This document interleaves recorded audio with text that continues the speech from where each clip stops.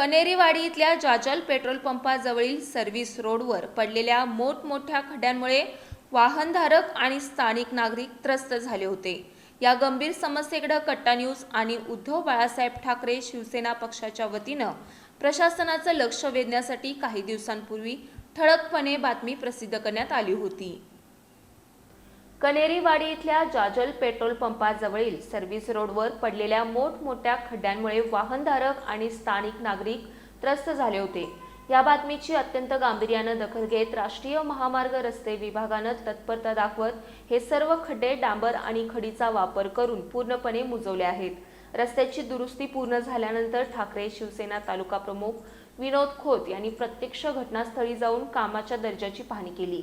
कट्टा न्यूजनं जनहितार्थ मांडलेल्या या प्रश्नाला यश आल्यानं आणि प्रशासनानं कार्यवाही केल्यानं परिसरातील वाहनधारक, व्यावसायिक आणि स्थानिकांनी समाधान व्यक्त केले। सर्व्हिस रोडची दुरुस्ती झाल्यामुळे अपघातांचा धोका टळला असून या यशस्वी पाठपुराव्याबद्दल आणि कामाबद्दल सर्व स्तरातून कट्टा न्यूज आणि प्रशासनाचं कौतुक केलं जातंय।